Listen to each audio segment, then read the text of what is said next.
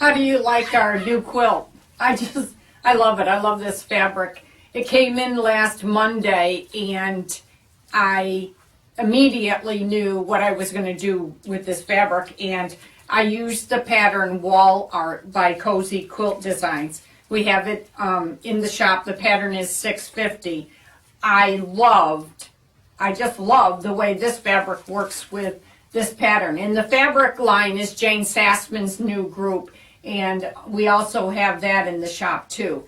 I just thought that this quilt gave me the perfect chance to maybe show some of you that aren't familiar with putting sashings and bindings, or borders, sorry, sashings and borders on your quilt, that this might be a chance that I could show you how I did it.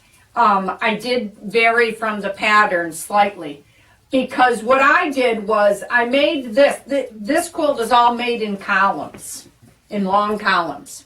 And what I did was I made the center column first, and I took a measurement with my tape measure. I actually took 2, and I measured that entire length of that section.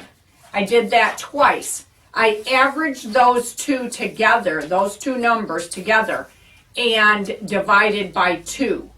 That gave me the figure that I needed to cut my first sashings on each side of this section. So instead of going by the pattern, because my quilt may be slightly different, we all know that it's seldom that we hit it right on the head as to the size that our quilt is compared to what the pattern calls for. So I added the sashings again, and then when I was sewing it on, I pinned it. I found my center and top, or each edge, sorry, of this section, and then pinned between my pins and then sewed it. And then once I got that done, I took a measurement again. I made this column and this column, took 2 measurements. I cut these columns the length of this center section. So again, it may have varied a ½ inch, ¼ inch from what the pattern called for. And that's the way I continued to proceed as I was making this quilt. And I did the same thing when I made this column. I measured again and cut it and cut this. That's how I worked this quilt. Now, typically when you're making a quilt, you're probably working in squares and you're squaring your squares up and then putting them together.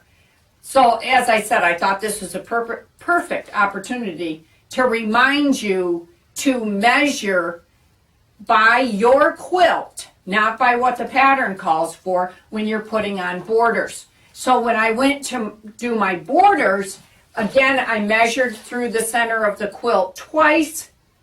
I took those 2 numbers, added them together, divided by 2, and that's what I cut my border fabric. Your long armor, if you have your quilts long arm quilted, she's going to be very happy because your borders are going to lay nice and straight, and it makes her life much easier, but it makes your quilt much prettier when it's done and the quilting is all done. We've heavily quilted this one, and I just think it's beautiful.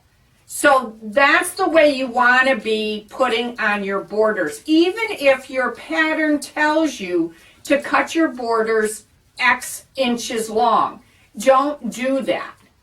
Make sure that you cut your border fabric longer than what the pattern calls for. That way, if your quilt is a little bit different than the pattern, no harm is done because you're going to cut your borders to fit your quilt.